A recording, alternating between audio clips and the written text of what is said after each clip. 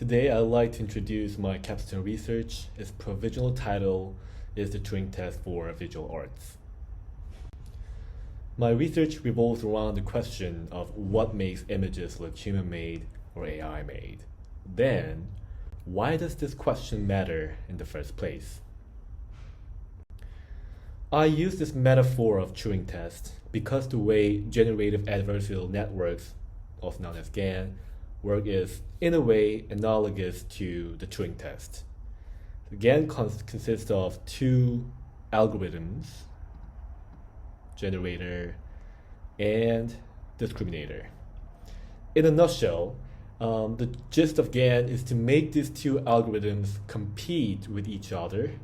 The generator creates images, whereas the discriminator tries to tell whether a given image is from the dataset or from the generator. And this part, for me, feels quite relevant to the Turing test because in the original definition, humans have to tell if this chat is from a human or a machine counterpart.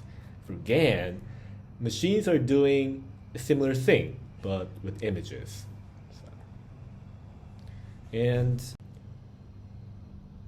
when we are training the GAN, we stop training it once the accuracy of a discriminator goes down to approximately 50%, which means that the discriminator cannot tell if an image is human-made or machine-made. In this sense, all GAN synthesized results already passed the internal Turing tests done by machines. For instance, I created this image with Talgan 2, one of the most popular GANs. And in the eye of machines, this image looks human-made on a mathematical level. But in our eyes, we can still spot some uncanny or unconvincing features. It's relatively hard to pinpoint what makes it weird, but I like to explore what makes this type of images seem less human-made.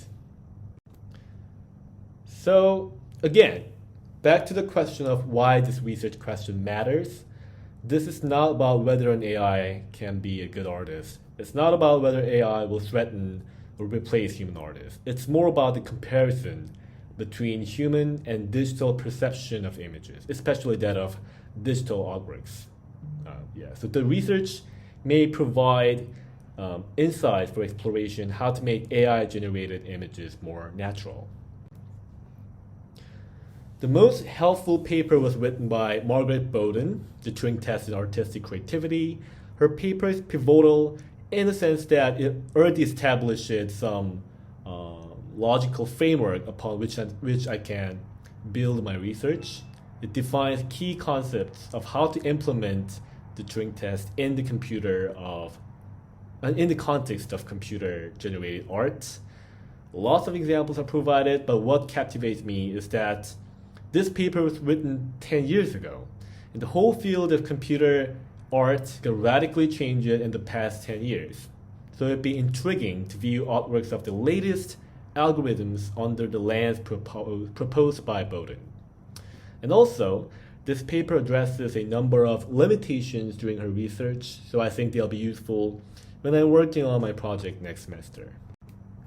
Another noteworthy project, the practice-based work, is called Both or Not by Benjamin Laird and Oscar Schwartz. It was a website. Sadly, it's not working anymore. It's a Turing test for poetry. It presents a short poem and let the user guess whether it's written by a human or an algorithm. They've collected enough data to list some of the most human-like poems written by a computer, and vice versa, most computer-like poems written by a human. The whole structure of this project inspired me to conceive this idea.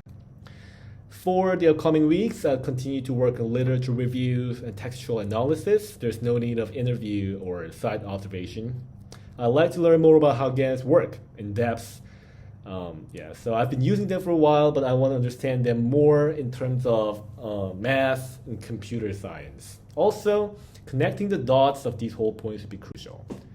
Those are my references, and that's the end of my presentation.